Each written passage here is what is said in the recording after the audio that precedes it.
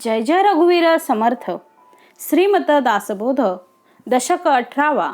बहुजिनसी. समास 10वा. श्रोता अवलक्षण निरूपन्ना. श्रीराम समर्थ. कोणी एका कार्याचा साक्षप, काहीतरी घडे विक्षेप, काळ साहे ते आपोआप होत जाते. श्रीराम समर्थ. दशक 18वा. समास 10वा. या समासाचा प्रारंभ आपण करणार आहोत. ओवी एकूण या समासामध्ये 50 आहेत. या समासाचं नाव श्रोता अवलक्षण निरूपन्ना असं समर्थांनी दिलेलं आहे. श्री समर्थांनी या दासबोधामध्ये सगळ्या दृष्टीने मार्गदर्शन केलेले आहे. इहलोक आणि परलोक या दोन्हींचाही विचार समर्थांनी अतिशय सूक्ष्म दृष्टीने या समासामध्ये केलेला आहे.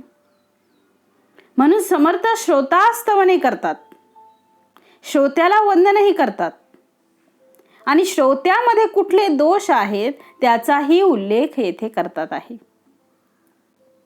दोष दाखवणे त्यामागचा उद्देश दोष दूर करणे आहे आणि म्हणून सर्व श्रोत्यांनी या समासाचं श्रवण अत्यंत श्रद्धेनं करावं आणि आपल्यामध्ये जर असे दोष असतील तर ते दोष निवारण करण्यासाठी भगवंताला प्रार्थना करावी.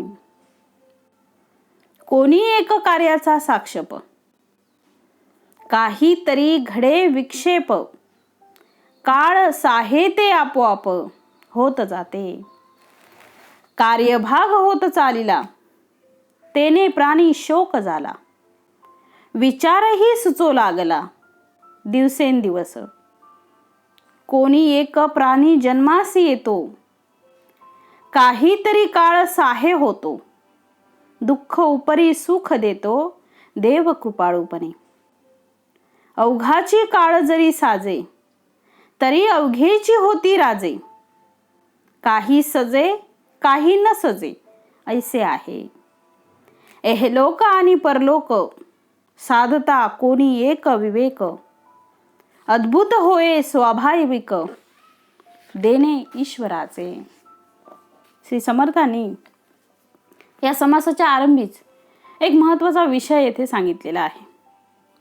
काळाचा फार मोठा परिणाम माणसावर होत असतो.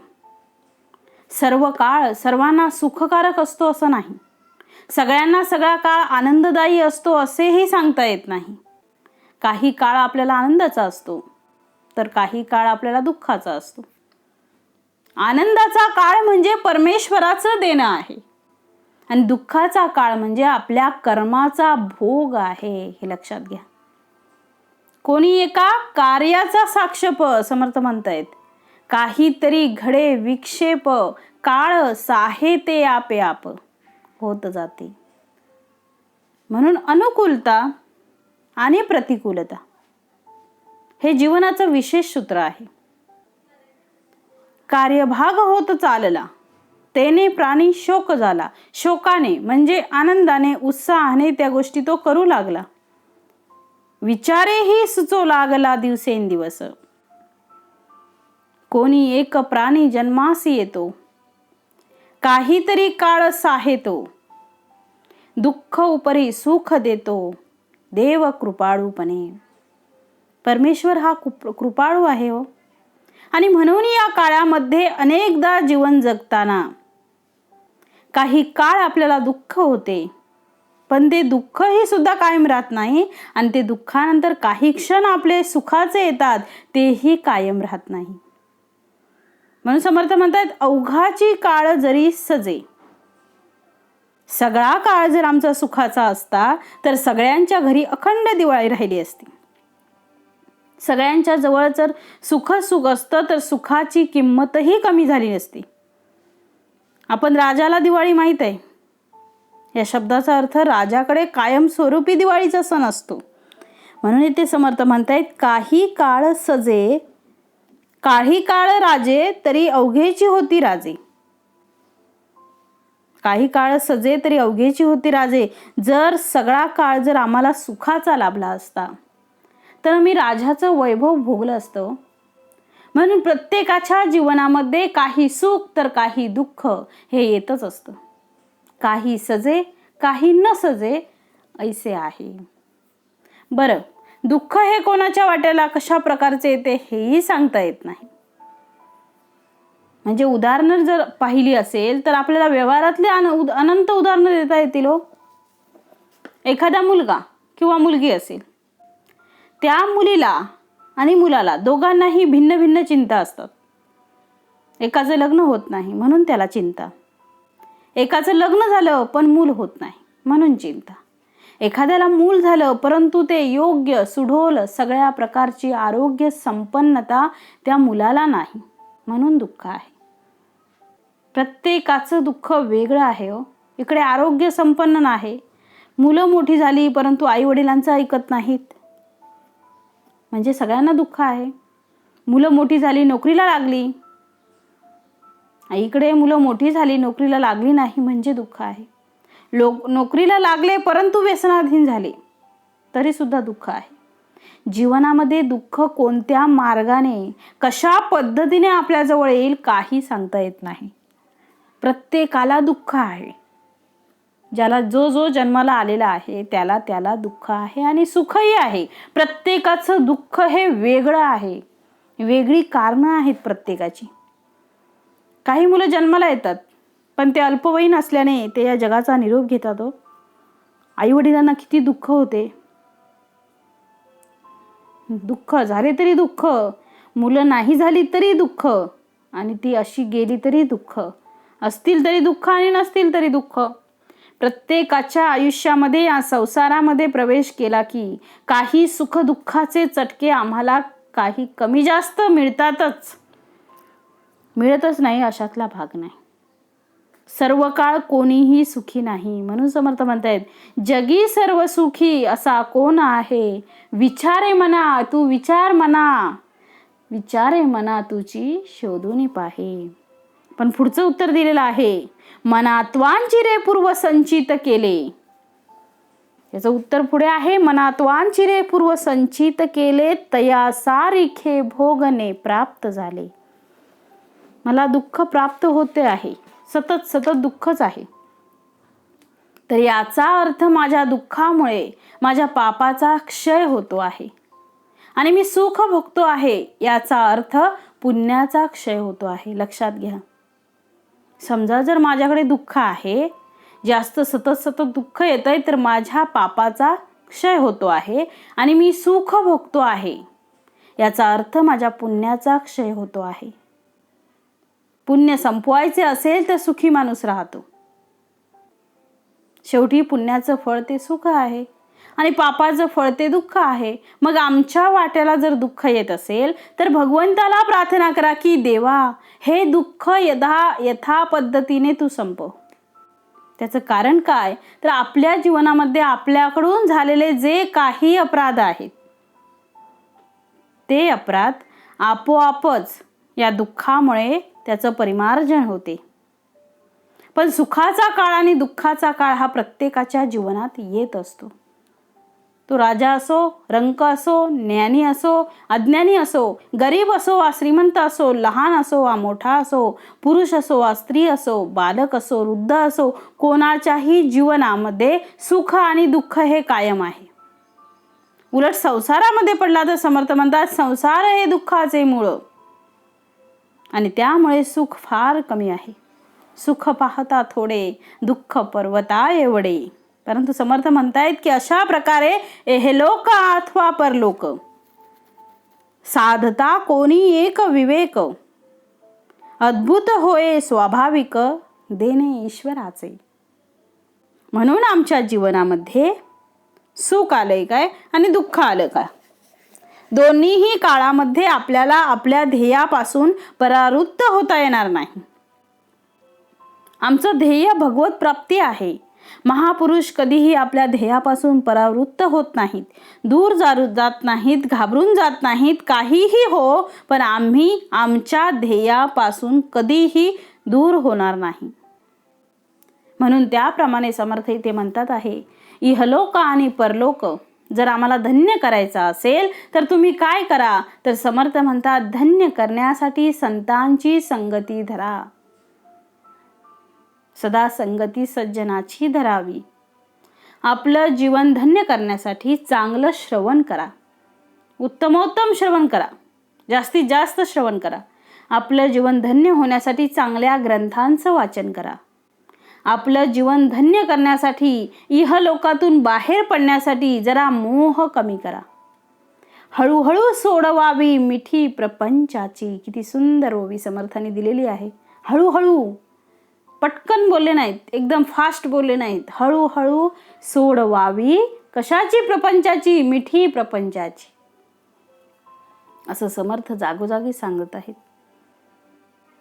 आपल्याकडनं पटकन सोडवणं होत नाही, चटकन तोडवणं होत नाही, संसार सुटत नाही. मागच्या महिन्यात किती पेन्शन मिळाली होती, या महिन्यात किती पेन्शन मिळणार आहे, हे मरताना सुद्धा माणसं करतात.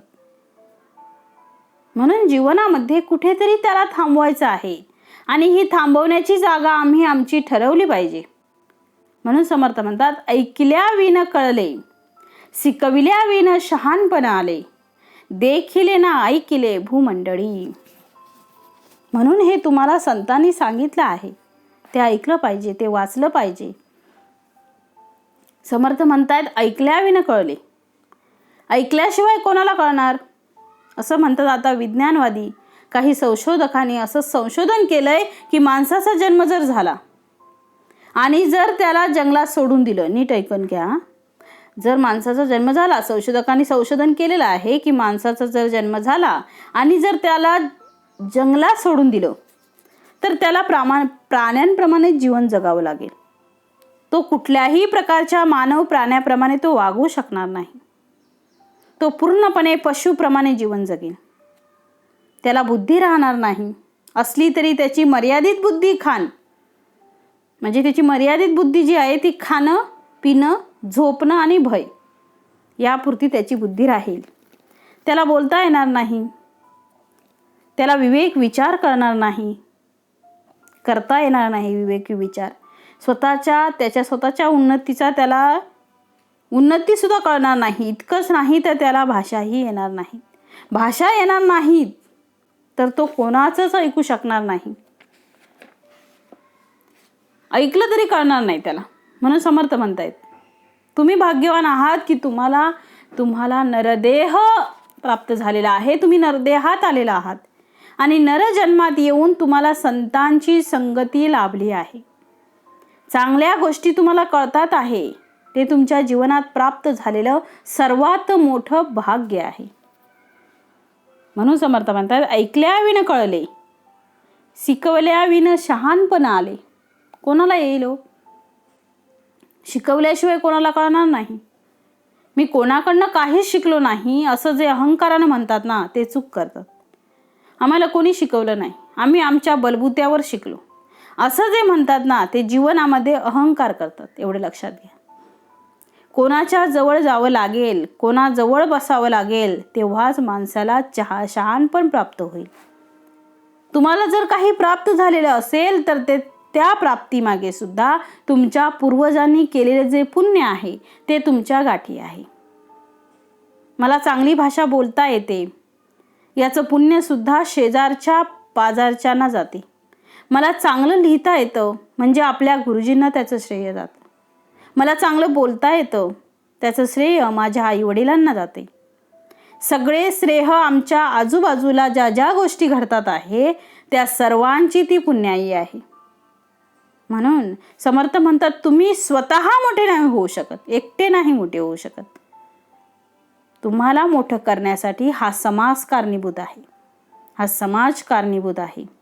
म्हणून ऋणांमध्ये जे पितृऋण, ऋषीऋण समर्थांनी सांगितलेले आहेत, पितृऋण, ऋषीऋण, देवऋण हे मानले जातात. त्यातील ऋषीऋण हे महत्त्वाचे ऋण आहेत, ज्याला आम्ही समाज ऋण म्हणतो. समाजाकडनं आम्हाला खूप काही मिळालं आहे, ते समाजाला आम्हाला द्यायचं आहे आणि म्हणून शिकायचं आहे. समर्थ म्हणतात आहे अशा प्रकारे आम्ही शिकलं पाहिजे. सकळ काही ऐकता कळे, कळता कळता वृत्ती निवळे, नेमस्त मनामध्ये आकळे सारासार. ऐकलं तर कळते. श्रवण म्हणजे ऐकावे, मनन म्हणजे मनी धरावे, येणे उपाये स्वभावे त्रैलोक्य चाले. 3 प्रकार दिले आहेत: श्रवण, मनन आणि निधिध्यास. समर्थ म्हणतात की श्रवण करा. नुसतं श्रवण करून काय फायदा? त्या श्रवणानंतर त्या गोष्टीचं मनन करा. म्हणजे ज्याप्रमाणे गाय, जनावर एखादे गवत खाते, गवत खाल्ल्यानंतर ते गवत आपल्या पोटामध्ये साठवून ठेवते आणि निवांत ठिकाणी जाऊन बसून आपल्या पोटातील गवत पुन्हा आपल्या तोंडात आणते आणि त्याचं रवंथ करते. त्या रवंथ करण्याला मनन असा शब्द आहे. विचारांचं मंथन आहे, विचारांचं ते चर्वण आहे, विचारांचं ते अशा प्रकारे चिंतन आहे. म्हणून समर्थ म्हणतात आहे, आधी ते श्रवण करा आणि श्रवणानंतर त्याचं मनन करा. माणसं बसतात श्रवणाला, तोपर्यंत देहाने बसतात, मनाने कुठे बसतात ते देवाला माहिती. मनाने बसतात की नाही. इकडून तिकडून मनाने घरी जाऊन बसले श्रवणाला, तरी श्रवण केल्यानंतर कपडे झटकतो तसे आम्ही ऐकलेले जे काही असेल ते सगळं झटकले जाते आणि पुन्हा मनुष्य प्रपंचात अडकतो. समर्थाने एका ठिकाणी म्हटलेलं आहे, निरूपणे हे सद्वृत्ती होते, सहज त्याग होता सर्वची जाते. काय करू रे क्रिया घडेना, तुझ विन रामा मज कंठ वेना.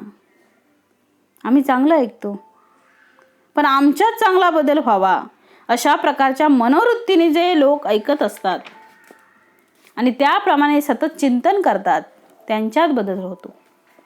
इतरांच्या मनात बदल होत नाही.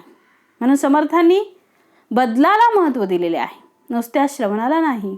म्हणून इथे म्हटलं आहे, श्रवण म्हणजे ऐकावे आणि मनन म्हणजे मनी धरावे. मनात धारण करावे, ते घट्ट ठेवावं. मनात धारण करावं आणि ते घट्ट ठेवावं. येणे उपाये स्वभावे त्रैलोक्य चाले. श्रवणा आड विक्षेप येती, नाना जिनस सांगो किती, सावध असता प्रत्यय येती सकळ काही. लोक श्रवणाला येतात, पण श्रवणामध्ये अनेक प्रकारचे विक्षेप येतात, अडथळे येतात. म्हणजे जगामध्ये असलेल्या सगळ्या कोलाहलामध्ये चांगल्या माणसाचं ऐकत असताना कोणकोणते अडथळे येतात त्याची यादी समर्थाने येथे आता दिलेली आहे. आपण श्रवणाला बसलो असताना नेमकं आपल्याला कोणीतरी आवाज देते. आज प्रत्येकाच्या खिशामध्ये आता मोबाईल आलेले आहेत आणि त्या मोबाईलमुळे इतकं श्रवण विक्षेप होतो आहे, श्रवणाचा ऱ्हास होतो आहे की त्यामुळे एका अर्थाने श्रवणच होत नाही.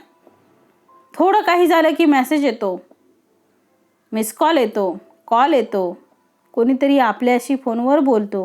म्हणून थोड्या थोड्या गोष्टींमुळे आपलं श्रवण होत नाही. आपलं लक्ष सारखा त्या मोबाईलकडे असतो. कोणी मेसेज केला का, आता तर व्हॉट्सअप आले. मला जर एखादी गोष्ट प्राप्त करायची असेल तर मला जी येणारी विक्षेप आहेत, जे अडथळे आहेत, ते अडथळे आम्ही दूर केले पाहिजेत. तो मोबाईल तेवढ्यापुरता बंद करून ठेवा, नाहीतर सोबतच ठेवू नका, म्हणजे श्रवण होईल. श्रवणा आड विक्षेप येती, नाना जिनस सांगो किती, सावध असता प्रत्यय येती सकळ काही. किती सांगावे नाना प्रकारची जिनस. कशाला आणता तो मोबाईल? नका आणत जाऊ. जेवढा वेळ श्रवण कराल तेवढा वेळ मोबाईलला आराम द्या. तो वेळ फक्त माझ्या भगवंताचा आहे आणि त्यात मला कोणाचाही अडथळा नको आहे. कोणाच्या गाडीचा आवाज येईल, कोणाच्या भांडणाचा आवाज येईल, कोणत्या तरी वाद्याचा आवाज येईल, कुठल्या तरी कारणाने आपली लाईन जाईल, माईक बंद पडेल. आता यूट्यूबवर सगळी प्रवचनं कीर्तन ऐकतात, नेट चालत जाईल, कुठला तरी अडथळा येईल आणि त्यामुळे आमचं श्रवण होणार नाही. म्हणून समर्थ म्हणतात, अशा प्रकारे नाना कारणांनी आपल्याला अडथळे येतात. त्याचे वर्णन समर्थ करतात आहे. श्रवणी लोक बैसले, बोलता बोलता एकाग्र झाले, त्या उपरी जे नूतन आले ते एकाग्र नव्हे ते. किती समर्थाने श्रोत्यांचं बारकाईने निरीक्षण केलंय बघा. या गोष्टी आपल्यालाही जाणवतात बघा. ते म्हणतात ना, पहिले श्रोते जे येऊन बसतात ना पुढच्या लाईनमध्ये, काही निष्ठावंत श्रोते असतात, त्यामध्ये पहिल्या नंबरवर बसतात. ते 5-10 पहिले येऊन बसतात, त्यांचं नेहमीचं रुटीन असतं. ते बरोबर आपल्या टाईममध्ये येऊन सगळ्यांच्या आधी येऊन पुढे बसणार, कारण श्रवण उत्तमाचं होतं, झोप येत नाही. मग हळूहळू मागे येतात. पण जे नवनवीन येतात आहे त्यांचं चित्त स्थिर नसते, ते वळवळे असतात, चुळबुळ करत असतात. आल्यानंतर काय हो, किती वेळ झाला, श्रवण सुरू होईल का? दुसरा म्हणतो, तू आलास ना, आता नीट बैस, शांत राहा, ऐकत राहा, फक्त अध्यात्माचा विषय सोडून द्या, व्यावहारिक गोष्टी. मी तुमची घरी वाट पाहत होतो, तुम्ही नाही सांगितलं मला निघताना. नको ती चर्चा, बंद करा. आलात ना, ध्यानस्थ व्हा. असंच एकदा रामनवमीचं कीर्तन सुरू होते आणि 2 महिला तिथे बसलेल्या होत्या आणि रामचंद्रांचे गुण सांगत असताना त्या दोघी एकमेकांच्या चर्चा करत होत्या की तुमची ही नवीन साडी आहे, ही कोणत्या दुकानातून आणली हो तुम्ही? त्यांनी सांगितलं, अमुक अमुक दुकानातून आणली. पुढे म्हटली, केवढ्याला घेतली? 500 रुपये. परत तिसरी म्हणाली, ही साडी दुसऱ्या दुकानात 400ला मिळते हो, तुम्हाला फसवले त्याने 100 रुपयाला. अरे तुम्ही आले कशासाठी, चर्चा कशाची करता? श्रवणाला आले ना, मग मन शांत असलं पाहिजे, स्थिर असलं पाहिजे. एकाग्रता ही ग्रहणाचं सर्वात मोठं द्वार आहे. ही एकाग्रता नाही आहे तर त्याला श्रवण होऊ शकत नाही. कान बंद केल्यासारखंच असतं ते. देहानं येणं महत्त्वाचं नाही आहे, तर तिथे मनाने बसणे महत्त्वाचे आहे. म्हणून समर्थ म्हणतात आहे, असे जे पहिल्यांदा येऊन बसलेले लोक असतात ते पहिले निष्ठेने बसतात, नंतर येणारे मुळात चंचल असतात, ते दुसऱ्यालाही चंचल करतात. म्हणून समर्थांनी म्हटले आहे, श्रवणी लोक बैसले, बोलता बोलता एकाग्र झाले, त्या उपरी जे नूतन आले, ते एकाग्र नव्हे ती. मनुष्य बाहेर हिंडोनी आले, नाना प्रकारींचे ऐकिले, उदंड गलबलू लागले, उगे असे ना. उठून बाहेर हिंडून येतात, बाहेर अनेक विषयांचं सेवन करतात आणि त्या सेवनाची चर्चा येथे प्रवचनामध्ये येऊन करतात. म्हणून माणसाने श्रवणासाठी येण्याच्या अगोदर आपले सगळे विचार, आपली सगळी बुद्धी ही स्थिर करावी. पण बसण्यापूर्वी आपल्या पूर्वज्ञानाला किंवा पूर्वग्रहाला बाजूला ठेवावं आणि श्रद्धेनं श्रवण करावं, म्हणजे प्राप्त होईल. त्याची श्रद्धा, याचा अर्थ त्याचे चित्त एकाग्र असल्याशिवाय श्रद्धा बसत नाही. म्हणून पुढे म्हटलं आहे, नाना प्रकारांचे ऐकिले, उदंड गलबलू लागले, उगे असे ना. प्रसंग पाहोन चालती, ऐसे लोक थोडे असती, श्रवणी नाना विक्षेप होती, ते हे ऐका. श्रवणामध्ये आले असताना किती प्रकारचे विक्षेप होतात याचा विचार समर्थांनी येथे केलेला आहे. समर्थांनी या समासामध्ये श्रोता अवलक्षण शब्द वापरलेला आहे. श्रोता अवलक्षण, श्रोत्यांमध्ये असलेले दोष समर्थ दाखवतात आहे. म्हणून समर्थांनी या समासामध्ये विशेष करून आपल्यामध्ये असलेले जे दोष आहेत ते दूर व्हावेत असा आग्रह धरलेला आहे. बरेचदा असं होतं की आपण श्रवणाला बसतो आणि आपलं चित्त कुठे, घरी जाऊन येतं. बाळ काय करतंय, भाजी ठेवतील का मला, का खातील? आपले चित्त स्थिर नसते. म्हणून आधी बसताना आपलं मन स्थिर व्हावं ह्याच्या अगोदर त्याची तालीम करावी लागते. जसं आपण व्यायाम करतो ना, त्याच्या अगोदर कशी तालीम असते, आपल्याला पहिल्यांदा शरीर संचलन करावे लागते, वॉर्मिंग अप करावे लागते, मग मुख्य व्यायामाला सुरुवात होते. त्याप्रमाणे आम्ही जर प्रवचनाला, कीर्तनाला बसलो आहोत, तत्पूर्वी आमचं मन कसं असलं पाहिजे हो, व्यवहारात असलो आणि अचानक जर कीर्तनाला बसलो तर माणसाचे मन जे आहे ना ते प्रपंचाकडे ओढले जाते आणि जो आध्यात्मिक भाग आहे, जो आपण समजण्यासाठी आलोय, तो समजायला आपल्याला त्रास होतो. म्हणून मन शांत करावं, भगवंताचं स्मरण करावं आणि तदनंतर त्या श्रवणासाठी बसावं. जर तसं नाही केलं तर मात्र आपला देहधर्म आठवू शकतो. आपल्या मनाला शांतता नसल्यामुळे किंवा शरीर थकल्यामुळे सुद्धा चांगल्या प्रकारे श्रवण करू शकत नाही. म्हणून म्हटलं आहे, श्रवणी बैसले ऐकाया, अडो लागलीसे काया, येती कडकडा जांभाया निद्रा भरे. आता बघा, अडो लागलिया काया, बैसले सुचित करुणी मना, परिते मनची ऐकेना. सुंदर ओवी आहे. बैसले सुचित करुणी मना, परी ते मनही ऐकेना. मागे होते ऐकिले नाना तेची धरुनी बैसले. 2 गोष्टी आहेत. पहिली गोष्ट जी आम्हाला जांभया येतात, झोप येतात, कंटाळा येतो, नकोसे वाटते, असं वाटते झोपून राहावे. श्रवणाचा कंटाळा काय येतो? आळस, कंटाळा, ह्या सगळ्या मानसिक, हा सगळा काय आहे? मानसिक भाग आहे. म्हणून आपल्याला श्रवणाचा कंटाळा येतो, झोप येते, जांभया येतात. हे येणे शारीरिक थकवा आहे हो. म्हणून आपण योग्य आराम घेऊन, बुद्धीला शांत करून, मन निश्चय करून मग श्रवणाला बसावं. जसं दूध आम्हाला तापवायचं असेल तर ज्या भांड्यात ते तापवायचं असेल, ज्या भांड्यात ते तापवणार असो आपण, ते भांडं पहिले स्वच्छ करावे लागते. ते किती स्वच्छ करावे लागते की तिथे पहिल्या कुठल्याही पदार्थाचा त्याला लेश राहता नाही. म्हणून भांडं घासून धुवून पुसावे लागते आणि नंतर त्याच्यामध्ये आपण दूध टाकल्यानंतर ते तापवावे लागते. तेव्हा ते दूध व्यवस्थित तापते, नाहीतर ते दूध नासते. तर मग आम्ही जेव्हा आध्यात्मिक श्रवण करतो तत्पूर्वी आमचं मन, बुद्धी आणि शरीर यामध्ये जर काही गडबड असेल तर आध्यात्मिक संस्कार जो व्हायचा असतो तो होत नाही. म्हणून समर्थांनी सुंदर ओवी वापरलेली आहे बघा. श्रवणे बैसले ऐकाया, अडो लागलीसे काया. अडू लागली काया, त्यामुळे काय होतं तर कडकडा येती जांभया निद्रा भरे. झोप येते. 2 कारणाने झोप येते. हे कारण लक्षात घ्या की आम्ही जर भरपूर जेवून आलो असू तर आमच्या अन्नाला पचवण्यासाठी रक्ताभिसरण क्रिया जी जास्त होते आणि ते रक्त आमच्या मेंदूकडे न जाता ते अधिक तर पचनाकडे म्हणजे पोटाकडे येते, त्यामुळे आपल्याला निद्रा येते. याच्यावर आपण पूर्ण समास बघितलाय मागचा 9वा समास, निद्रा निरूपण नाम. दुसरं कारण असं आहे की सांगितलेला विषय हा जर आमच्या बुद्धीच्या पेक्षा जड असेल, डोक्यापलीकडे म्हणतो, तर मात्र माणसाला झोप येते. म्हणजे मराठीच्या, चित्रकलेच्या, एखाद्या शारीरिक शिक्षणाच्या तासिकेला मुलं कंटाळत नाहीत, झोपत नाहीत, पण गणिताच्या पिरियडला म्हणा, विज्ञानाचं म्हटलं की मुलांना जांभया येतात, कंटाळा येतो. याचं कारण की त्यांच्या बुद्धीला ते खाद्य जरा जड होते. नेहमी आम्ही जे दूध पितो ते आपल्याला पचते, पण जे कोजागिरीच्या दिवशी आटवलेलं जे दूध आहे ते थोडं जरी घेतलं तरी आपलं पोट भरून जाते. तसं ते आहे. जास्त घेतलं तर अपचन होते. समर्थ तेच म्हणतात आहे की तुमची काया, मन आणि बुद्धी या गोष्टीने सक्षम करा आणि नंतर श्रवणाला बसा.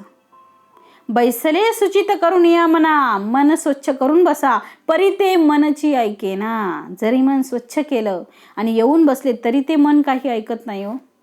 मनावर ताबा खूप अवघड गोष्ट आहे या जगात. मनावर ताबा ठेवणं ही खूप अवघड गोष्ट आहे. मागे होते ऐकिले ना, याचा अर्थ आहे पूर्वग्रह आमचा जो होता तो पूर्वग्रह आपल्याला ऐकायला त्रास देतो. ते मन असं चंचल आहे की ते नेहमी परीक्षाच करत राहते.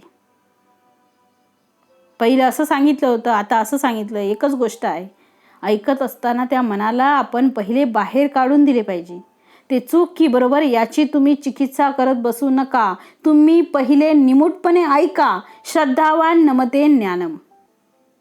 सुंदर ओवी आहे. जेव्हा श्रद्धा असते तेव्हा सगळं ते आपल्याला ग्रहण होते. ज्या गुरूंवर श्रद्धा असते त्या गुरूंचं ज्ञान तो श्रद्धेने घेतो. म्हणून आमची श्रद्धा हे फार मोठं कार्य करून जाते. पण तर्क करू नका, निष्ठा ठेवा. बऱ्याचदा आपण ज्यांच्यावर नेहमी श्रद्धा ठेवतो त्यांच्याशिवाय दुसऱ्या माणसाचं ऐकतो म्हटलं की त्याला ते नकोसे वाटते. पण श्रद्धा ठेवून मी ठेवितो मस्तक ज्या ठिकाणी, तेथे तुझे सद्गुरू पाय दोन्ही. अशी श्रद्धा ठेवल्यानंतर तुम्हाला त्यातून निश्चित सद्गुरू कृपा प्राप्त झाल्याशिवाय राहणार नाही. सद्गुरू कृपा तेव्हा होईल की सद्गुरूंचं अस्तित्व तुम्ही सर्वत्र पाहाल. म्हणून तर्क सोडा. अध्यात्मामध्ये तर्क हा चालतच नाही हो. बुद्धी वापरायची असते. जे ऐकायचं आहे ते श्रद्धेने ऐकायचं आहे, श्रवण करायचं आहे. म्हणून समर्थांनी इथे म्हटलेलं आहे बैसले सुचित करुणी मना. मनाला आधी बसवा सुचित करून. मनाला सांगा तुला आता बसायचं आहे, इथं श्रवण करायचं आहे. परी ते मनचे ऐके नाव. ते मन काही ऐकायला तयार नाही. मागे होते ऐकिले नाना तेची धरुणी बैसला. पूर्वग्रह तत्पर केले शरीर. आता मी सरळ होऊन बसलो होतो. आता मी सरळ बसलो आहे. परी मनामध्ये अनेक विचार. कल्पना कल्पितो विस्तार. किती म्हणून सांगावा. अनेक गोष्टी मनामध्ये येतात. त्या मनाचा असा ना स्वभाव आहे की ते तू नको करू म्हटलं ना की ते मन झटकून ते करतं. जपाला बसताना झोप येते. काय म्हणावं याला. कीर्तनाला बसलो की डुलकी येते. हेची दान देगा देवा तुझा विसर न व्हावा. झालं की एकदम फ्रेश होऊन जातो. मग त्याच्यानंतर 4 तास गप्पा मारेल पण कीर्तनात झोप घेईल. म्हणून समर्थ म्हणतात तत्पर केले शरीर परी मनामध्ये अनेक विचार. नाना प्रकारचे विचार असतात. विचार एवढे घाणेरडे असतात ना, कधी पण कुठे पण कुठलाही विचार येतो ते तिथे येतात. जिथे जे विचार येऊ नये तिथेच ते विचार येतात. जेव्हा तुम्ही ऐकत असता ते मन रिकामे असते. तुम्ही ऐकत असता ते रिकामे नसते. शरीर जरी तुम्ही धरून त्याला बसवले तरी सुद्धा ते मन तसं बसत नाही. ते मन चंचल आहे. कारण त्या मनाला पहिलं जे खाद्य दिले असते त्या खाद्याप्रमाणे ते मन कार्य करत राहते. तुम्ही कितीही प्रयत्न करा. जसं ते 10वीवरून ठेवलेलं खेळणं, जसं ती चावी असते बघा, चावीवरून ठेवलेलं खेळणं असतं. त्याला चावी भरून त्याला जमिनीवर ठेवलं. जसा त्याचा हात काढला ते खेळणं गर गर गर फिरत राहते. का फिरत राहते. कारण त्याला ती चावी दिलेली आहे. तशी जी मनाला ती चावी पहिल्यांदा तुम्ही जी दिलेली आहे संसार सुखाची, विषय भोगाची, चंचल मनाची, संसारातील चिंतेची, कितीतरी गोष्टी आहेत त्या मनाला चावी भरली आहे. त्याप्रमाणे तितकं ते खेळणं खेळत राहते. म्हणून समर्थ म्हणतात आहे जे जे काही श्रवणी पडिले तितुके समजो न विवरले तरीच काही सार्थक झाले निरूपणी. समर्थ म्हणतात जे काही श्रवणी पडिले तितके समजो न विवरले. श्रवणामधलं सार आपल्याला घेता आलं पाहिजे. एखाद्या तासभराच्या प्रवचनामध्ये त्याच्यातल्या 2 गोष्टी महत्त्वाच्या जर तुम्हाला कळल्या असतील तर त्याचं विवरण केलं पाहिजे. त्याचं चिंतन केलं पाहिजे आणि त्याप्रमाणे आपल्या आचरणात बदल झाला पाहिजे. त्याचा आग्रह. तरीच काही सार्थक झाले निरूपणी. नाहीतर निरूपण ऐकणे म्हणजे काय, प्रवचन ऐकणे म्हणजे काय, पारायण करणे म्हणजे काय, ते भराभर वाचून टाकणे आणि माझं पारायण संपलं असं चालायचं नाही हो. म्हणून समर्थ म्हणतायत तुम्ही काय करा. मन दिसते मा धरावे ज्याचे त्याने आवरावे. आवरून विवेके धरावे अर्थांतरी. म्हणून मन आवरा. नुसतं आवरू नका. जसं ती जनावराला आवरावे लागते, त्याला येसन घालावी लागते आणि मग तो बैल गाडीला जोडावे लागतात आणि मग जुंपल्यानंतरही सुद्धा पुन्हा कासरे आपल्या हातात ठेवावे लागतात. म्हणजे त्या बैलाकडून आपल्याला काम करून घेता येते. तसं ते मन आहे. त्या मनाला पहिले आवरावे लागते. त्याला पहिल्यांदा व्यसन घालावे लागते. ती व्यसन घातल्यानंतर नुसती चालत नाही तर ती व्यसन घातल्यानंतर त्याला कासरे असतात ते आपल्या हातात धरावे लागतात आणि त्या बैलाला हाकावे लागते. बैल जर चुकीच्या रस्त्याने जात असेल तर व्यसन ओढून धरावी लागते. तो कासरा ओढला की बैल थांबतात, सोडला की चालायला लागतात. कुठे चालायचं आणि कुठे नाही चालायचं या गोष्टी आम्ही आमच्या मनाकडून करून घेतल्या पाहिजेत. ज्या मनालाही कसंही ठेवलं असेल तर तुम्हाला ते मन कधीच त्या विषयापासून दूर नेऊ शकत नाही. ते मन विषयासक्त असल्यामुळे, त्याला विषयभोगाची लालसा असल्यामुळे ते मन तिथेच जाते. मन वढाय वढाय उभ्या पिकातर ढोर किती हाकना फिर येते पिकावर. ते मन तसं वढाय दोराप्रमाणे आहे. म्हणून पुढे म्हटलं आहे मन दिसते मा धरावे. ते मन धरून ठेवावे. ज्याचे त्याने आवरावे. ज्याने त्याने आपलं आपलं आवरावं. आवरून विवेके धरावे अर्थांतरी. त्याला शिकवा. लोक अनेकदा ऐकतात पण त्या मनाला कुणी शिकवत नाही. लोक सांगतात, पण त्या मनाला कोणी सांगत नाही. प्रवचनकार इतरांना सांगत असतो, स्वतःच्या मनाला किती सांगतो, ज्याचे त्याने अभ्यासावा. म्हणून पुढे म्हटलं आहे, निरूपणे येऊ न बैसला. तो श्रोता असेल किंवा वक्ता असेल, समर्थांच्या दोघांनाही एकाच वेळी घेतलेला आहे समर्थांनी, श्रोता आणि वक्ता. श्रोता अवलक्षण जरी असेल तरी तो वक्ता होऊ शकतो. जो उत्तम श्रोता आहे, उत्तम श्रोता जो आहे तोच उत्तम वक्ता होतो. जो उत्तम श्रोता नाही तो उत्तम वक्ताही होऊ शकत नाही. म्हणून समर्थ म्हणतायत, निरूपणी येऊन बैसला, परी तो उदंड जेवून आला. बैसताच कासावीस झाला तृषाकांत. जेवून आलेला ना पोटभर, त्याला तहान लागली, भरपूर पाणी पिलं. पुढे काय झालं, आधी उदकाने विले, घळघळा उदंड घेतले, तेने मळमळू लागले, उठून गेला. पाणी भरपूर पिलं. प्रवचनामध्ये आपली बॉटल आणून ठेवलेली होती त्याने. प्रवचन होईपर्यंत 2-3 बॉटल आपण पाणी पिऊन जातो तो, मग मधून मधून उठतात. त्यामुळे इतर श्रोत्यांना सुद्धा त्यांच्या त्या विक्षेपामुळे त्यांनाही विक्षेप निर्माण होतो. म्हणून मुळातच पहिले प्रवचनाला बसताना, श्रवणाला बसताना जेवण करून बसू नये. थोडा आहार घ्यावा आणि मग आपण ह्याला बसावं श्रवणाला. तासभर जर आम्हाला बसायचं असेल तर पहिल्यांदा आपण ठरवून घेतलं पाहिजे. ठरवून घेतो की तासभर मला बसायचं आहे, त्यामुळे तासभर बसताना माझी देहस्थिती बिघडणार नाही, देहधर्म आठवणार नाही, माझं मन स्थिर राहील. या सगळ्या तयारीनेच तिथे बसा. त्या मनाला सांगावं, ऐकत नसेल तरी त्याची का सोडा, ती मनाची तयारी ठेवलीच पाहिजे. ती तयारी नसेल तर माणूस बसू शकत नाही. ते 5-5 मिनिटांनी उठून जाईल. लहान मूल जसं एखाद्या ठिकाणी बसत नाही एका ठिकाणी जास्त वेळ, तर ते मन सुद्धा एका ठिकाणी बसत नाही. लहान मुलासारखं आहे ते. आणि मग ते शरीरही बसू देत नाही. म्हणून पुढे म्हटले आहे, करपट ढेकर उसक्या देती, वारा सरता मोठी फजिती, क्षणक्षणा उठवून जाती लघु शंकेसी. मग ते पाणी खूप पिलं. पाणी पिल्यामुळे त्यासारखे लघुशंकेला उठून जावे लागते. खूप जेवून आल्यामुळे करपट ढेकर येतात, उचक्या लागतात, पोटभर जेवण झालं आणि त्यामुळे वारा सरत राहतो. किती फजिती होते. म्हणून समर्थांनी म्हटलेलं आहे, असं करू नका हो. दिशेने कासावीस केला. ज्या दिशेला जायचं आहे त्यामुळे त्याला उठून जावं लागणार.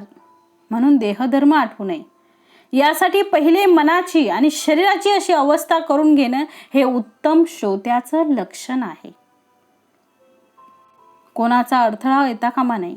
या जगात एकदा मी ऐकायला बसलो की मला कोणीही उठवू शकणार नाही असं बसलं पाहिजे. आढळपद. आमचं मन स्थिर होण्यासाठी आम्हाला या जगापासून थोडं दूर होता आलं पाहिजे. ते मोबाईल बंद करून ठेवा. मी कोणाचाही नाही तासभर. काय होतं ते होऊ दे.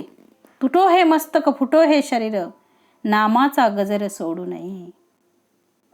काय होईल ते होऊ दे, पण मी तासभर श्रवण करणार आहे, अजिबात उठणार नाही. काय होणार आहे? आबाळ कोसळणार आहे का? तासभरासाठी जगासाठी जर तुम्ही दूर झाले तर काही बिघडणार नाही, काही होणार नाही. म्हणून आमचं ध्येय भगवंत असला पाहिजे. आमचं ध्येय हे परमार्थ असलं पाहिजे. आमचं ध्येय हे प्रपंच नसला पाहिजे. म्हणून समर्थ म्हणतात, दिशेने कासावीस केला, अवघेची सांडून धाविला, निरूपण प्रसंगी निघून गेला अखंड ऐसा. दृष्टांती काही अपूर्व आके आले, अंतःकरण तेथेची राहिले, कोठेवरी काय वाचिले काही कळेना. बरोबर आहे हो. समर्थ म्हणतायत, दृष्टांती काही अपूर्व आले. आता नेमकं महत्वाची गोष्ट सांगत असताना जर तो मनुष्य उठून गेला आणि 5 मिनिटानंतर पुन्हा येऊन बसला, तर त्या 5 मिनिटामध्ये जो महत्वाचा मुद्दा होता ना तो निघून गेलेला असतो आणि तो भाग त्याचाच असतो. त्यामुळे त्याला पुढचं काही कळत नाही. मग ते समजणार नाही. पुन्हा तुमच्यासाठी कोण रिपीट करणार नाही, पुन्हा कोण सांगत बसणार नाही. म्हणून तुम्हाला उठायचं नाही आहे, तेथे थांबायचं आहे. आपला भाग कधी सुटू शकतो हे आपल्यालाच कळत नाही. अंतःकरण तेथेची राहिले, कोठवरी काय वाचिले काही कळेना.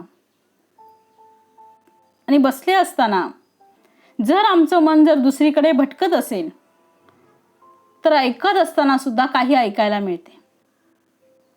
काही ऐकायला येत नाही म्हणजे तुम्ही जेव्हा ऐकत असता तेव्हा त्याचं ऐकत नसता तर दुसरं काही ऐकत असता, मनन करत असता. म्हणून आपल्याला काय सांगतायत ते ऐकू येत नाही. म्हणून पुढे म्हटलं आहे, निरूपणी येऊन बैसला तो विंचुवे फलकाविला, कैचे निरूपण झाला कासावीस. पोटामध्ये तिडीक उठिली, पाठीमध्ये करक भरली, चालक चिखल्या पुळी झाली बैसवेना. समर्थांनी सांगितलं नाना प्रकारच्या अडचणी आहेत. त्यापैकी एक अडचण आहे ती प्रवचनासाठी, कीर्तनासाठी, निरूपणासाठी. आम्ही जिथे बसतो ती जागा स्वच्छ नीटनेटकी असली पाहिजे. तिथे आल्यानंतर आपोआपच मनामधल्या उर्मी भगवंत भक्तीच्या निर्माण झाल्या पाहिजे. असं प्रसन्न वातावरण तिथे असलं पाहिजे. स्वच्छता असली पाहिजे, सडा समार्जन झालं पाहिजे, कोणालाही तेथे त्रास होऊ नये याची काळजी घेतली पाहिजे. माझी पाठ दुखते आहे, बसवत नाही म्हणून बैठक व्यवस्था चांगली असली पाहिजे. ती सभा आहे, येथे बैसले सभानायक आणि सभेच्या समोर कोण बसले आहेत तर सुरवर. येथे प्रत्यक्ष देवदेवता येऊन बसतात ऐकण्यासाठी. म्हणून आयोजकांनी ते श्रोते नाही आहेत तर त्या परमेश्वराच्या मूर्ती तुमच्या समोर येऊन बसतात आहेत. श्रोते तुम्ही जगदीश मूर्ती असात ज्यांना आम्ही म्हणतो त्यांना कुठेही बसवायचं का? नाही बसवायचं, कुठेही बसवायचं नाही. तिथे डास चावतील, विंचू येऊन चावून जातील. तर नाही, ती सभा आमची अतिशय श्रेष्ठ उत्तम दर्जाची झाली पाहिजे. प्रकाश योजना उत्तम असली पाहिजे. आजूबाजूला सगळा सुगंध असला पाहिजे. तिथे बसल्यानंतर प्रसन्नतेसाठी एखादं मंगल असं वाद्य तिथे वाजत असलं पाहिजे. थोडं भजन झालं पाहिजे, थोडं नामस्मरण झालं पाहिजे. अशा प्रकारचे जे वातावरण सुंदर असेल ना, तर त्यामध्ये जेव्हा आपण भगवंताचे गुणानुगान ऐकतो त्यावेळेस आपल्यामध्ये आपोआपच भगवत भक्तीचा उदय होतो. म्हणून समर्थ म्हणतायत हे करा. पोटामध्ये तिडक भरली, पाठीमध्ये करक भरली. अरे म्हातारी माणसं आहेत, श्रवणाला येतात आहे आवडीने, पाठ दुखते, कंबर दुखते, त्यांचा देहधर्म आठवतोय, किती त्रास होतोय. म्हणून आपण आपली सगळी काळजी घेतली पाहिजे. सगळ्या गोष्टींची व्यवस्था आहे, उत्तम नियोजनाचा पाठ सुद्धा आहे. म्हणून समर्थ म्हणतायत पिसोळा चावून पळाला. म्हणून स्वच्छता नव्हती, मग पिसोळा चावणारच. तेने प्राणी दुच्छित झाला, त्यामुळे माणसाचं लक्ष दुच्छित झालं. कोणे नेटे गलबला केला तेथेची धावे. काही गडबड झाली तर लोक तिथे धावतात. एखादा पाल अंगावर पडली, अचानक प्रवचन सुरू असेल, काय होईल? सगळे लोक तिथे धावत जातील, सगळी लोक उठून पळतील. म्हणून याची काळजी घेतली पाहिजे. श्रोत्यांना त्रास होता कामा नये आणि श्रोत्यांनी सुद्धा आपल्या मनबुद्धी चित्ताला अशा प्रकारे स्थिर केलं पाहिजे. समर्थांनी या समासामध्ये श्रोता हा जर खऱ्या अर्थाने श्रोता झाला तर त्यामुळे इतरांच्या भल्यापेक्षा स्वतःच्या उन्नतीचा मार्ग त्याला सापडतो असं म्हटलेलं आहे समर्थांनी. म्हणून अशी जाणते श्रोते व्हा, म्हणून असे जाणते श्रोते व्हा ज्या श्रोत्यांना समर्थांनी प्रत्यक्ष जगदीश मूर्ती म्हटलंय, सुरवर समोर येऊन बसले असं म्हटलंय, माऊलीने ज्यांना महेशाच्या मूर्ती असं म्हटलंय. अशा ज्येष्ठ श्रेष्ठ श्रोत्यांमुळे खऱ्या अर्थाने आध्यात्मिक कार्य उत्तमोत्तम होते.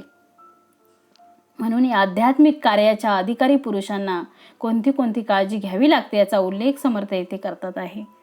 समर्थ दोष दाखवत नाहीत, तर अशा प्रकारचे दोष आपल्याला लागू नये याची काळजी समर्थ घेत आहेत. म्हणून हा समाज समर्थाने लिहिलेला आहे. कारण व्यक्ती तितक्या प्रकृती हे जसं वचन आहे. नानाविध प्रकारचे लोक, नानाविध प्रकारच्या त्यांच्या विषयांच्या गोडी, आणि म्हणून समर्थांनी या सगळ्यांचं अत्यंत बारीक असं निरीक्षण केलेलं आहे आणि त्यातून समर्थांना हे जाणवलं. ते समर्थ या समासामध्ये आपल्याला सांगत आहेत. म्हणून आमच्यामध्ये कोणता दोष असेल तर तो दुसरा कोणीही काढू शकणार नाही. तुम्ही तुमचे परीक्षावंत व्हा, तुम्ही तुमचे गुरु व्हावं असं समर्थ म्हणतायत आहे. विषयी लोक श्रवणी येती, ते बायकांकडेच पाहती, चोरटे लोक चोरून जाती पादरक्षा. होये नव्हे वाद विवाद, तेने उदंड झाला खेद, शिव्या गाळी अप्रमाद होता चुकला. कोणी निरूपणी बैसती, सावकास गोष्टी लाविती, हरिदास ते रे करीती पोटासाठी. बहुत जाणते मिळाले, एका पुढे एक बोले, लोकांचे आशे राहिले कोण जाणे. माझे होये तुझे नव्हे, ऐसी अखंड जयास सवे. न्याये नीती सांडून धावे अन्यायाकडे. श्री समर्थ म्हणतायत विषयी लोक श्रवणी येती. विषयी लोक म्हटलेलं आहे समर्थांनी. ज्या कारणासाठी जो मनुष्य येतो त्या कारणाला तो प्राप्त करण्यासाठी तळमळत असतो. समर्थांनी दृष्टांत देताना सांगितलंय विषयी लोक येतात ते स्त्रियांकडे पाहतात. काही चोर येतात, प्रवचनानंतर चांगल्या चपला घेऊन जातात. काही लोक आपल्या आपल्या आवडीनुसार गोष्टी प्राप्त होतात म्हणून येऊन बसतात. म्हणून खऱ्या श्रोत्याने वक्त्याकडनं प्राप्त झालेलं खरं जे तत्वज्ञान आहे, तो सार आहे, तो ग्रहण करावा असा समर्थ आग्रह धरताय तो. काही ठिकाणी श्रोते येतात आणि पूर्वग्रहण ज्ञानामुळे ते वाद घालत बसतात. काही म्हणतात होय नव्हे वाद विवाद तेने उदंड चालीला खेद. कशासाठी वाद घालता? आम्ही वादासाठी येतो नाही आलेलो, हे लक्षात ठेवावं. आपलं मत इतरांवर लादत असताना समोरचा ऐकायला तयार नसेल तर मनुष्य शिवीगाळ मारामारी असंही करू शकतो. म्हणून जाणत्या श्रोत्याचं हे लक्षण नाही. जाणता श्रोता आपलं मत हे दुसऱ्यावर लादत नाही. म्हणून समर्थ म्हणतायत कोणी निरूपणी बैसती सावकाश गोष्टी लाविती. काही लोक येतात आणि काही लोक दुसऱ्यांच्या कानामध्ये काहीतरी बोलत असतात. हे अवलक्षण आहे. म्हणून त्यासाठी आपण आलेलो नाहीत, त्यासाठी बसलेलो नाही, श्रवणासाठी आलोय तर श्रवण घडलं पाहिजे. म्हणून पुढे म्हटलं आहे हरिदास ते रे रे करीती. पोटासाठी म्हणजे सांगणारा सुद्धा इथे आपल्याला काहीतरी मिळते आहे पोट भरण्यासाठी म्हणून तो सांगत राहतो. आणि ऐकणाऱ्या माणसाला त्याची करमणूक होते आहे म्हणून तो ऐकत राहतो. किंवा 4 लोक ओळखीचे भेटतात म्हणून तेथे बोलत बसतो. समर्थ म्हणतात हे बरोबर नाही. समर्थ वक्त्याबद्दलही बोलतात आहे आणि श्रोत्याबद्दलही बोलतात आहे. तुकाराम महाराजांनी वक्त्याबद्दल असं बोललं आहे की आशाभूत वक्ता धाक श्रोतयांच्या चित्ता. ज्याला काहीतरी पाहिजे आहे तो आशाभूत आहे. त्याला श्रवणानंतर, आपल्या भाषणानंतर, त्याला प्रवचनानंतर, कीर्तनानंतर, निरूपणानंतर आपल्याला पाकिट किती मिळते आहे यावर त्याचं लक्ष असतं. चालणार नाही. समर्थ म्हणतात हे अवलक्षण आहे. देणाऱ्याने देत असताना भगवत भक्ती म्हणून द्यावं आणि ऐकणाऱ्याने सुद्धा ती भगवत भक्ती म्हणून श्रवण करावं. दोघांमध्ये सुद्धा एकच भाव आहे. तो धन्य श्रोता आहे जो भगवत भक्तीसाठी येतो आणि जो धन्य वक्ता आहे जो भगवत भक्तीसाठीच येतो आणि भगवत भक्तीसाठी सांगतो. इतकं स्पष्ट मत समर्थांचं आहे. तुकाराम महाराजांचं हेच मत आहे. सगळ्या संतांनी तेच सांगितलेलं आहे. म्हणून पुढे म्हटलं आहे बहुत जाणते मिळाले एका पुढे एक बोले लोकांचे आशे राहिले कोण जाणे. ज्ञानी लोक एकत्र भेटले. ज्ञानी लोकांमध्येच वाद जास्त आहेत. अज्ञानी लोक, सामान्य लोक जी आहेत ना ते बिचारे ऐकून घेतात, ते माना डोलवतात, ते जास्त वाद घालायचं बघत नाहीत. वाद तो घालतो ज्याला आपल्या बुद्धीवर जास्त भरोसा असतो, जो तरकटी असतो. ज्ञान जन्माला आलं की निसंशय व्हावं की संशयात्मक व्हावं. तो स्वतः संशयात्मक असतो आणि दुसऱ्याला सुद्धा संशयामध्ये पाडतो. म्हणून समर्थ म्हणतात बहुत जाणते मिळाले एका पुढे एक बोले लोकांचे आशे राहिले कोण जाणे. माझे होय तुझे नव्हे, माझे होय तुझे नव्हे ऐसे अखंड जयास सवे. न्याय नीती सांडून धावे अन्यायाकडे. म्हणून अन्यायाला जाणू नका, न्यायाचा विचार करा. आपल्या थोरपणासाठी आजच्या वाच्या तोंड पिटी न्याय नाही ते सेवटी परम अन्यायी. एकेकडे अभिमान उठे दुसरेकडे उदंड पेटे ऐसे श्रोते खरे खोटे कोण जाणे. इथे उल्लेख केलेला आहे आपल्या थोरपणासाठी आजच्या वाच्या आपलं मोठेपण गाजवण्यासाठी तो तिथे वाद घालतो. सभेमध्ये वाद घालणारा आणि वक्त्याला खोडणारा हा धन्य श्रोता नाही. अशा प्रकारचे श्रोते खरे आहेत की खोटे आहेत ते तुम्ही ओळखा. म्हणून न्यायाचा मार्ग धरावा, अन्याय सोडावा, चांगल्या गोष्टी घ्याव्यात, अभिमान सोडावा असं समर्थ सांगतात. म्हणून जाणते विचक्षण ते आधीच धरती नेनपण मूर्ख टोनपा आपण काहीच नाही. आपणाहून देव थोर ऐसा जयास कळला विचार सकळ काही जगदांतर तेही राखावे. सभेमध्ये कळहो झाला, शब्द येतो जाण त्याला, अंतरे राखो नाही सिकला कैसा योगी. समर्थांनी येथे जाणता श्रोता कसा असतो? समर्थ म्हणतात जो जाणता श्रोता असतो तो नेणपण घेतो. मला काही कळत नाही असं म्हणून तो बसतो आणि सांगताना सांगणाऱ्याचे सांगणं निमूटपणा शांतपणा ऐकून घेतो. त्यातलं जे योग्य आहे तो ग्रहण करतो आणि नको आहे ती गोष्ट तिथे सोडून देतो. ज्याला स्वतःचा खरा स्वार्थ साधायचा असेल त्यांनी चांगल्या गोष्टी शिकल्या पाहिजेत, नको त्या गोष्टी टाकून दिल्या पाहिजेत. म्हणून समर्थ म्हणतायत विचक्षण श्रोते जे असतात, जाणते श्रोते जे असतात ते श्रोते नेणपण धारण करतात आणि आपल्यापेक्षा परमेश्वर मोठा आहे, आपल्यापेक्षा अनेक ज्ञानी लोक आहेत हे तो जाणतो आणि म्हणून इतरांचे सगळं काही जगदांतर तेही राखावे. परमेश्वर या सगळ्या जनांमध्ये आहे म्हणून कोणाचा विरोध नाही, कोणाची तंटा नाही. सगळ्यांचं अंतःकरण जाणणारा असा जो श्रोता आहे तो श्रोता धन्य आहे. सभेमध्ये जर कळहो जर झाला तर त्याचा दोष हा जाणत्या माणसाला येतो. घरामध्ये जर काही वाद झाला तर घालणाऱ्यापैकी जो घरातला कर्ता पुरुष असतो, जो जाणता पुरुष असतो त्याला लोक नावं ठेवतात. तो असताना वाद झालाच कसा? म्हणून जाणत्या पुरुषाने वाद घालू नये, इतरांचे अंतर जाणावी. अंतरे राखो नाही सिकला कैसा योगी.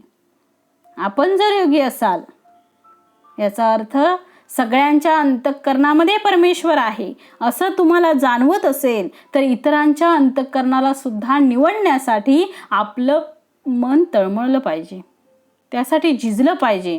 म्हणून समर्थ म्हणतायत वैर करिता वैरची वाडे, आपणास दुःख भोगणे घडे, म्हणून शहाण्याचे कुकडे कळू आले. वैराने वैर वाढते, प्रेमाने प्रेम वळे, प्रेमाने प्रेम वाढते, द्वेषाने द्वेष वाढतो. म्हणून आम्ही प्रेमाने प्रेम वाढवावं, स्नेह ठेवावा, आप परभाव बाजूला टाकावा, सगळे आपले आहेत या भावातून बोलावं. बोलणाऱ्यानेही तसंच बोलावं. ऐकणाऱ्याने सुद्धा आमच्या हितासाठी ते ऐकलं पाहिजे, आपल्या हितासाठी, दुसऱ्याच्या हितासाठी नाही, स्वतःच्या हितासाठी. वैर करिता वैरची वाडे, आपणास दुःख भोगणे घडे, म्हणून शहाण्याचे कुकडे कळू आले. जो वैर दुसऱ्याचं करतो त्याला सुद्धा दुःख भोगावे लागते. म्हणून वैर करणे हे शहाण्याचं लक्षण नाही. अखंड आपणा सांभाळीती, क्षुल्लकपणा येऊ नेदिती, थोर लोकांचं क्षमा शांती अगत्य करणे. समर्थाने अखंड आपणा सांभाळीती, स्वतःला सांभाळता आलं पाहिजे, स्वतःला ब्रेक मारता आला पाहिजे. स्वतःच आपल्यामध्ये अवगुण जे असतील ते आपल्याला काढता आले पाहिजेत. ही गोष्ट किती वेळ सांगावी? समर्थ म्हणतायत अहो अवगुणापासी बैसला गुणी, अवगुण कळतो तत्क्षणी. त्याच्या अगोदर समर्थ म्हणतायत क्षुल्लकपणे येऊ नेदिती, थोर लोकांस क्षमा शांती अगत्य करणे. आपण अगत्य करणे याचा अर्थ पहिले करणे आहे. कोणते कार्य? तर थोर लोकांस क्षमा शांती. थोर लोकांच्या जवळ क्षमा शांतीचं शस्त्र आहे. म्हणून ती क्षमा आणि शांती आम्ही धारण केली पाहिजे. म्हणून क्षमा आणि शांती सारखं दुसरं सुख नाही, संतोषासारखं सुख नाही. म्हणून समर्थ म्हणतायत अवगुणापासी बैसला गुणी. म्हणून अवगुणी मनुष्य असेल तर तो त्या अवगुणी माणसाचे अवगुणापासी गुणी बैसला. अवगुणांच्या जवळ जर गुणी मनुष्य बसला तर त्याचा जो अवगुण आहे तो गुणी माणसाला तत्क्षणी कळतो. दाखवत नाही हा त्याचा मोठेपणा असतो, पण अवगुण त्याचा लवकर कळतो. अवगुण कळतो तत्क्षणी, विवेकी पुरुषाची करणे विवेकी होते. म्हणून विवेकी माणसाने या गोष्टी जाणल्या पाहिजेत. उपाये पर्याये दीर्घ प्रयत्न, विवेक बळे नाना यत्न, करील तयाचे महिमान तोची जाणे. दुर्जनी वेव धरून घेतला, बाष्कळ लोकी घसरिला, विवेकापासून चेवला विवेकी कैचा. समर्थ म्हणतात दुर्जनाशी विवाद घालू नका. समर्थांनी येथे वाद या शब्दाचा अर्थ किती सुंदर सांगितलाय बघा. तुटे वाद संवाद तो हितकारी, ज्या ठिकाणी वाद तुटतो तो खरा संवाद आहे. असा संवाद श्रेष्ठ साधकाने, श्रेष्ठ भक्ताने केला पाहिजे. दुर्जनामध्ये वाद घालून आपली शक्ती आणि वेळ वाया घालवू नये. आयुष्य माणसाला थोडेच मिळाले आहे, त्यामुळे आपलं आयुष्य वादात घालू नये, भांडणात घालवू नये. मूर्खाचा वेळ निद्रेत, व्यसनात आणि भांडण करण्यात जातो, तर शहाण्याचा वेळ हा शास्त्राच्या पठणपाठात जातो, चांगल्या चर्चेत जातो, चांगल्या श्रवणात जातो, चांगल्या ग्रंथांच्या वाचनात जातो, सत्कर्मी आपला वेळ जातो. म्हणून समर्थ म्हणताय शहाण्याने त्या गोष्टी शिकल्या पाहिजेत. न्याये पर्याये उपाये, मूर्खास हे कळो काय. पुढे समर्थ म्हणतायत मूर्खाकरिता चिवडा होय मज्जा लसीचा. मग ते बोलणे, मग ते शहाणे नीट करीती. समर्थ पुढच्या ओवीमध्ये सांगतायत मग ते शहाणे नीट करीती, स्वये साहून साहविती, स्वये करून करविती, लोकान करवी. शहाणे लोक जे आहेत ते स्वतः मोठे होतात आणि ते स्वतः मोठे होत नाहीत तर आपल्याबरोबर इतरांना सुद्धा चांगल्या गोष्टी शिकवतात. खरा थोर कोण आहे तर स्वतः क्षमा शांती धारण करतो, स्वतःच्या प्रगतीचा, उन्नतीचा विचार करतो आणि माझ्याबरोबर इतर लोकांना सुद्धा तो आनंद मिळाला पाहिजे असा जो सतत प्रयत्न करत असतो. आपण तरला नव्हे ते नवल, दुसऱ्यास तारील तोची धन्य. म्हणून समर्थ तीच गोष्ट इथे सांगतात आहे. स्वहे साहोन, स्वतः सहन करतो, इतरांना सहन करायला लावतो, स्वय करतो आणि इतरांकडून सुद्धा करून घेतो. आपणही आनंद घ्यावा आणि आपल्याबरोबर इतरांना सुद्धा तो आनंद द्यावा. पण हे मूर्खांना कळत नाही. म्हणून समर्थ पुढे म्हणतात आहे पृथ्वीमध्ये उदंड जन, जनामध्ये असती सज्जन, जयाकरिता समाधान प्राणी मात्रांसी. पृथ्वीमध्ये अनेक लोक आहेत ज्या भगवंताने सगळ्यांना घडवलं आहे, पण सज्जन माणसं जी आहेत ती माणसं स्वतःच समाधान करतात आणि इतरांच्या समाधानासाठी सुद्धा ते जगतात. ते मनोगतांची आंगे जाणे, मान प्रसंग समये जाणे, संतप्ता लागी निववू जाणे नाना प्रकारे.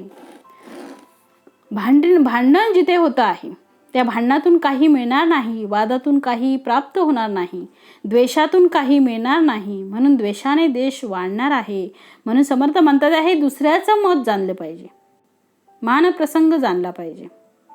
आणि इतरांना जर राग आला असेल आणि इतरांना जर क्रोध आला असेल, इतर लोक जर संतुष्ट नसतील, संतप्त झाले असतील, तर त्या लोकांना संतुष्ट करण्यासाठी, त्यांना शांत करण्यासाठी, त्यांना सन्मार्गात आणण्यासाठी सज्जन लोक अखंड कार्यरत असतात.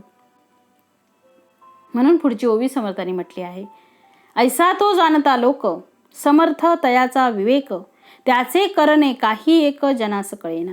जाणता पुरुष कोण आहे तर समर्थ म्हणतात असा जाणता पुरुष आहे जो आपल्यामुळे इतरांना धन्य करतो, स्वतः समर्थ असतो. समर्थे समर्थ करावे तरीच समर्थ म्हणवावे. स्वतः समर्थ असतो, इतरांना सुद्धा समर्थ करण्यासाठी तो प्रवृत्त होतो. बहुत जनास चालवी, नाना मंडळे हलवी, ऐसी हे समर्थ पदवी विवेके होते. समर्थ म्हणतात समर्थ पदवी कशी प्राप्त होईल? बहुत जनास चालवी, तो अनेक लोकांना आपल्याबरोबर घेऊन जातो, लहान लहान लोकांना एकत्र करतो आणि लहान लहान लोकांच्या सहकार्याने, सहाय्याने फार मोठं काम करतो. असं कार्य केल्याने सगळ्या जनाचा उद्धार होतो. म्हणून लहान लहान गोष्टी एकत्र केल्या तरी सुद्धा फार मोठं कार्य आपल्या हातून होऊ शकतं.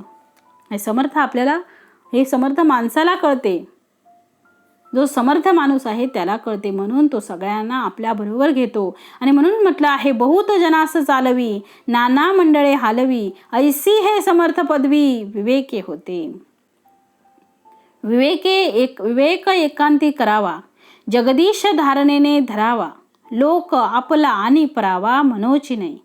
म्हणून लोक आप पर म्हणू नये, हा माझा आहे अशा प्रकारची मनोवृत्ती जी धारण करणारी लोक आहेत ते लहान मनाचे असतात. ही संपूर्ण वसुधा माझी आहे या भावातून जे राहतात ते सगळे लोक माझे आहेत. हे विश्वची माझे गर, ऐसी मती जयाची स्थिर, किंबहुना चराचर आपणाची झाला. सगळे माझे आहेत अशा भावातून तो राहतो. एकांती विवेक ठाई पडे, एकांती यज्ञ सापडे, एकांती तर्क वावडे, ब्रह्मांड गोळी. अशा प्रकारे एकांत त्या माणसाला आवडतो. काही लोकांत, काही एकांत, ऐसा कंठीत जावा काळ. जीवन जगत असताना एकांताचा आनंद घ्यावा आणि तो एकांत लोकांतामध्ये आपण तो सर्वत्र पसरावा, ज्ञान प्राप्त करावं, इतरांना ज्ञानाने संतुष्ट करावं. समर्थ म्हणतायत असा प्रयत्न करणारा जो आहे तो वेगळा असा सज्जन आहे. म्हणून पुढे म्हटलं आहे, एकांती स्मरण करावे, चुकले निधान पडे ठावे, अंतरात्म्या सरीसे फिरावे काहीतरी. स्मरण कशाचं करावं? आपलं काय चुकलं आहे तो एकांतात विचार केला पाहिजे. माणूस कधी चुकल्याचा विचार करतच नाही हो, मी चुकलेलाच नाही अशा प्रकारचा भाव धारण करून जगत असतात. त्यामुळे त्यांच्यामध्ये कधी दुरुस्तीच होत नाही, त्यांच्यात कधी बदलच होत नाही. म्हणून समर्थांनी यावर आग्रह धरलेला आहे, जयास एकांत मानला, अवघ्या आधी कळे त्याला, त्या वेगळे वडीलपणाला ठावची नाही. म्हणून वडीलपणाला ठाव नाही, मोठेपणाला. समर्थ म्हणतात, जयास एकांत मानला, अवघ्या आधी कळे त्याला. जो एकांतात बसतो त्याला पटकन कळते, आणि जो एकांतात बसत नाही तो स्वतःच आत्मचिंतन करत नाही. जो आत्मपरिवर्तनासाठी प्रयत्न करत नाही, जो आत्मनिवेदन करत नाही, त्या माणसाच्या जीवनामध्ये काहीच प्राप्त होत नाही. म्हणून आपल्याला मोठं व्हायचं असेल तर आपल्याला एकांतात बसावं लागेल. एकांती बैसोनी इष्ट योजना करावी. समर्थ म्हणतात, माझ्या हिताचं जे आहे, इष्ट म्हणजे हित, माझ्या हिताचं काय आहे याचा विचार आपण एकांतात केला पाहिजे. आणि असा विचार करणारा तो श्रोता आहे, तो श्रोता धन्य आहे. आपल्यामधील दोष असतील ते इतरांनाही काढू नये, तर माझे मीच दूर करावे. माझे दोष इतरांनी काढू नये, माझे मलाच दूर करायचे आहेत. माझ्यामध्ये जर चांगले गुण असतील तर ते मी इतरांना सांगावे. माझ्यामध्ये चांगल्या गुणांचा संचय करावा आणि तो इतरांना आनंद म्हणून सगळ्यांना वाटावा, आणि त्याने आपण स्वतःला धन्य करावं. अशा प्रकारे समर्थाने हा समास अतिशय सुंदर पद्धतीने संपन्न केला. अशा प्रकारे हा समास येथे संपन्न झालेला आहे आणि हा दशकही येथे संपन्न झालेला आहे. इति श्रीदासबोधे गुरुशिष्य संवादे श्रोता अवलक्षण निरूपणाम समास 10वा. जय जय रघुवीर समर्थ.